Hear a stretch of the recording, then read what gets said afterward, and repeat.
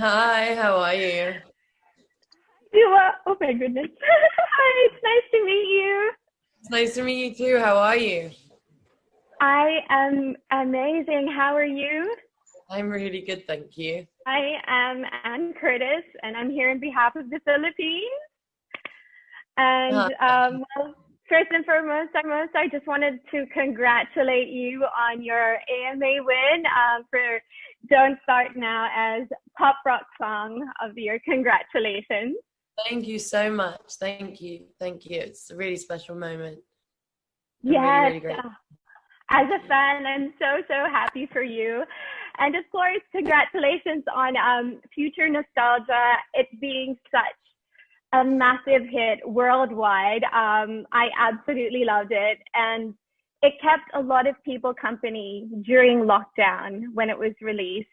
How was it releasing an album during such a crazy time? Well, it was interesting, I never thought I'd ever have to put an album out at a time like this. And I think putting it out at this time just really made me learn so much about patience, made me adapt a lot quicker to my surroundings. I became quite good at like putting green screens up and trying to think about different Yeah. ways to do performances and stuff like that. But it was, interesting. It was a massive, massive learning curve, but one that I'm really grateful for. I wouldn't have changed it for the world. I'm just so happy you did. It gave us something to listen to, of course, during this crazy time. What was the inspiration or what's behind the title Future Nostalgia? Well, it was kind of like the amalgamation between two things. Obviously, it's like the nostalgia era, which is like where all my childhood influences come from, which is a lot to do with like my parents and the music that they listened to at home. And that was very much like Jamiroquai and Blondie and Prince and David Bowie and Yeah. all this stuff that I was so inspired by, but I only knew about them through my parents.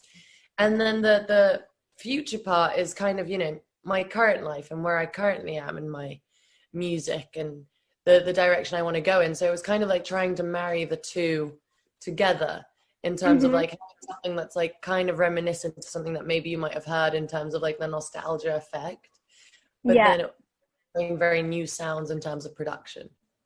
I definitely got that vibe. Like when you listen to your album, it's like a bunch of different genres, but still with your Dua style and touch to it. I loved everything.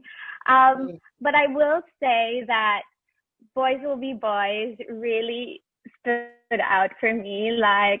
And I just want to ask, like, what was the inspiration behind that? And was there a specific reason why you made it your last track on your album?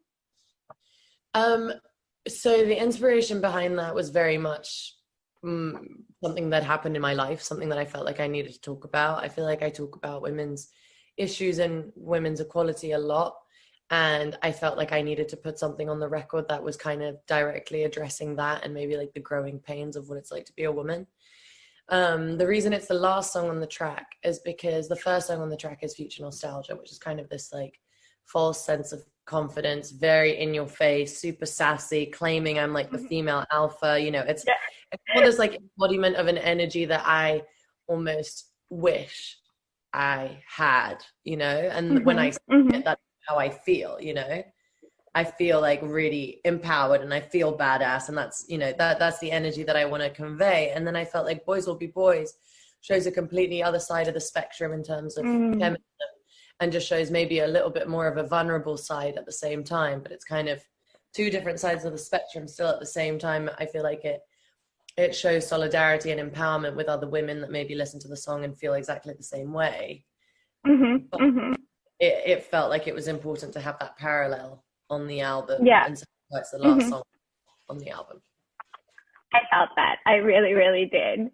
And like on your album, like I know it's a silly question, but do you have a favorite song, or is there like a top choice? Like when you perform it, like it emotionally like puts you on fire when you start singing it and performing it. Um, I love, especially now with my live stream coming up. I've been rehearsing a lot, and the songs that I've really loved performing. I mean, I've had such a fun time performing all of them, but it's really been Pretty Please and Hallucinate are two songs that Mm-hmm. I'm dying to get up on stage and just like finally perform with you guys. Um, Mm-hmm. that's going to be fun. It's just like, it depends, you know, and the more comfortable you get with a song, then you kind of, I don't know, you embody it in a different way and you become a bit more Right. comfortable with it, and that almost becomes your favorite song, because I feel like you then get kind of lost in it. Yeah. But it depends. It's kind of hard to tell right now, but those are the two that I'm like really excited about. Mm-hmm. And something that was actually another exciting part about you is that you've had in the span of 2 weeks, two new releases, collaborations. Congratulations on Fever and Prisoner.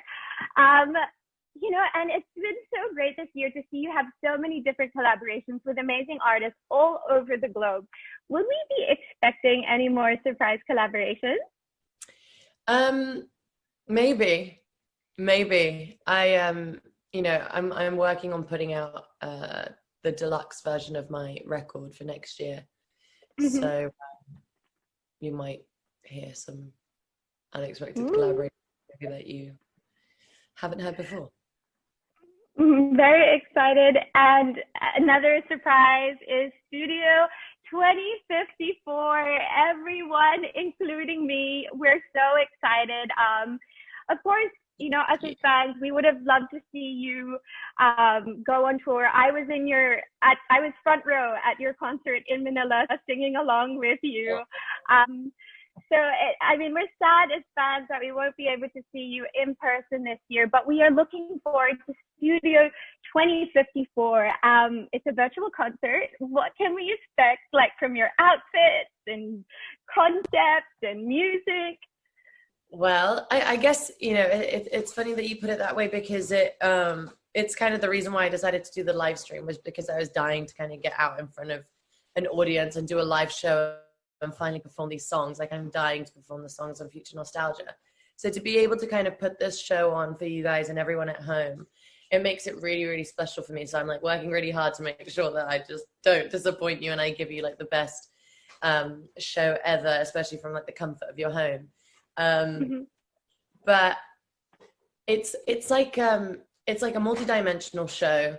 It goes from like an 80s TV studio into like a roller disco, into like a New York like boiler room rave with lots of like special guests and guest appearances, and it's a very like relentless show. It just like goes and goes and goes, and every time like there's always something new happening, and there's always like exciting guests and exciting moments, and it has just been an absolute blast to put this on. We've been working extremely hard, and I'm just so excited to see what you all think. I am so excited. As the same, I'm sure all the Filipinos are so excited to watch you. Would you like to say something to Filipinos who are excited to catch you just a few more sleeps at Studio 2054? Yeah, I just want to send everyone all my love, because I really, really miss you all, and I wish I had the opportunity to come and see you all in person and be there on tour. But the second that we are allowed to come and hang out and party together and be with each other and celebrate, that's the first thing I'm going to do. So I just want to say thank you so much for all your patience, and I hope you're all staying safe, and I'll see you all very soon. Mwah. Thank you so much, Dua, and we hope to see you in Manila when everything is allowed again, when you can go on tour again. We will be waiting patiently, and until then, we will be levitating with you at Studio 2054. Thank you so much. I'll see you soon, my dear. Bye. Thank you.